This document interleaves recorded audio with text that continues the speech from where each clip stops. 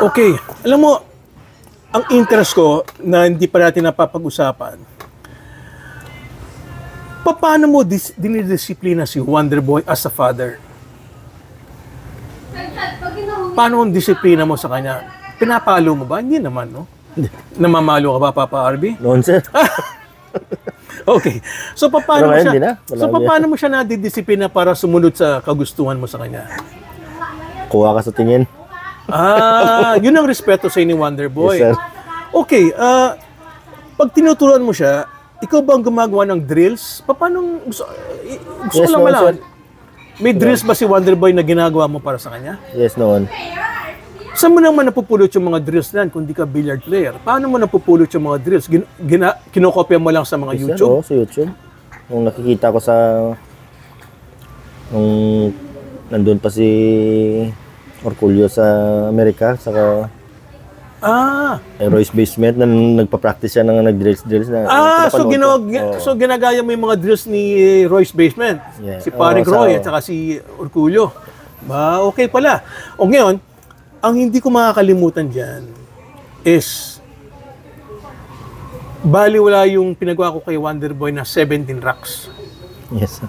Sabi ko, ba, ang galing ng batang to, naka 17 racks. Kung ako nagkakamali, naalala mo ba, Jude, kung ilang racks ang nagawa niya? 32 racks ba na walang mali? O 31. 31. Unbeatable yun, ha?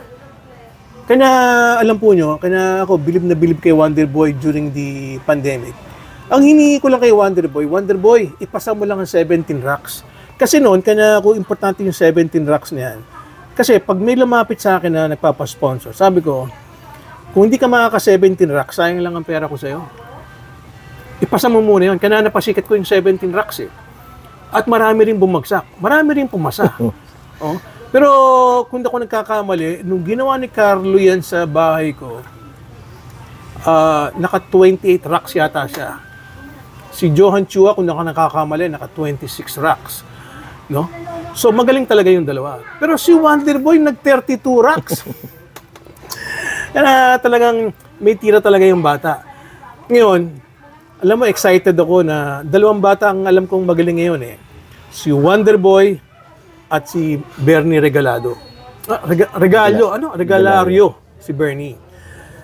Ngayon, ikaw ang tatanungin ko, magiging magandang laban ba yun? Kung maglaban yung dalawang batang yun? Yes, sir. Pero nung huling laban, natalo si Wonderboy, no? At ano ba naging score nila noon? Malayo ba o malapit? Hindi man malapit lang. Malapit lang. 4 lang. Oo. Nung nag-champion si Wonderboy sa Junior Invasion, nakatapat ba niya si Bernie Regalado niya? Nung nag-champion siya? Hindi. Nag-champion siya ng ano noon eh, Invasion eh, di ba? 2017? Oo. Hindi sila naglaban. Hindi sila nagkalaban noon. So maliban kay Bernie Regalario, sino pa sa tingin mo mga... okay, nandiyan pala si AJ Manas. Yes, sir. Okay? So sa tingin mo, sino-sino yung mga bagong bata ngayon? Okay, Wonderboy, Bernie Regalario, AJ Manas. Sino pa sa tingin mo iba pang mga bata na magagaling ngayon? Na halos kasing edad nila. Siyempre yung isa ka na judge siya. JB Sokal, matagal pa yun. Yung nag-champion sa Sharks. Nag-champion sa Sharks. Alam ko na. Yung taga Olongapo. Oh, yes, sir. Oh, magaling din yan. Sandali, anong pangalan ng batang yun? Magaling din yan. Limutan ko si... Oh, naku, bakit natin nakakalimutan yung mga magagaling na bata? Anyway, tulungan na lang po niyo kami. Merong magaling na bata sa Olongapo. Kung di ako nagkakamali, ang pangalan nun, The Thunder. Thunder ang tawag sa kanya eh. No? Kung di ako nagkakamali. Papa RB, bago tayo tumuloy, cheers. Huwag mong hinto yung ating interview. Ha? Nagre-relax na kami ni Papa RB para ma-relax lang siya. Brewed coffee to. Oo, ano kasing pangalan ng batang yun? Magaling yung batang yun. Parang yung batang yun, parang mas bata pa kay Wonderboy, no? Hindi kasi edad sila, sir. Magkasing edad. Ako, hindi mo na maalala, Jude, yung pangalan ng batang yan, no? Magaling yung batang.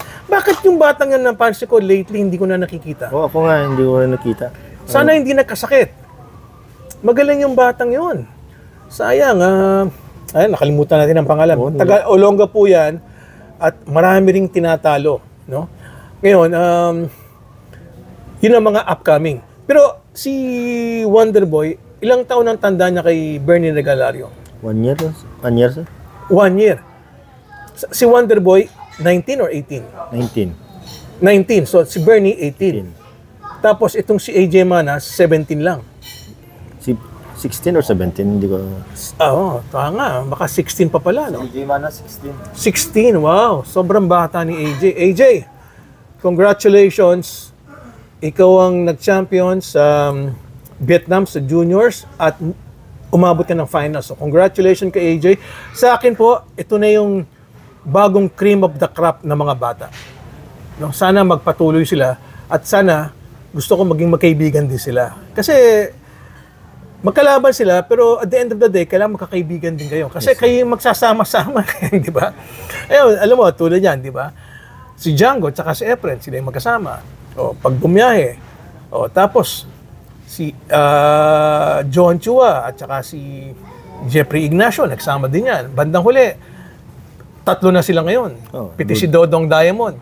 O, ngayon, ang nakakasama naman ni Carlo Biado, si Michael Bawanan. So, kailangan din yung magkakaibigan sila. Pero pagdating sa table, magkaaway sila. Di ba? Yes, Wala kang magagawa. Ganun talaga ang buhay eh. Kailangan magkaibigan tayo at magkalaban tayo. Tama, Papa RV? Yes, sir. So, sino sa mga magagaling na player ang sa tingin mo kasundo ni Wonderboy na pwede niya mabarkada? Kung magta-travel siya na makakasundo niya, sino sa tingin mo ang malapit sa kanya? Kahit sino lang siguro, sir. Mabait naman yung... Kahit sino? Oo, walang bisyo yan. So wala kang iniisip na sana Wala. pwede niya Oo. makasama? Kahit sino. Well, ako iniisip ko lang, sana makakasama niya si Anton kasi iisa manager nila eh. Yes, sir. Kung si Anton, magkasama kayong manager ni Wonderboy. Sana kung magkasama kayo, sa tingin ko hindi ka naman matatalo kay Wonderboy dahil magaling na rin si Wonderboy, Anton, no? Sana magkatotoo yung sinabi ko kung magkasama sila dahil iisa naman ang manager, maganda 'yon, no? Alam mo, ito gusto kong ipagyabang 'to kasi natutuwa rin ako. Noong nag-umpisa yung Jensa na yan, pinag-partner ko, nag-champion sila, si Jeffrey Ignacio at saka si Jeffrey De Luna. Ako yung nagmanye-obra noon. Nag-champion naman sila noon. Okay? Tapos, hindi ko rin makalimutan, hindi ko lang malaman kung nag-champion sila eh. Pinagsama ko si Carlo Biado at saka si Anton Raga.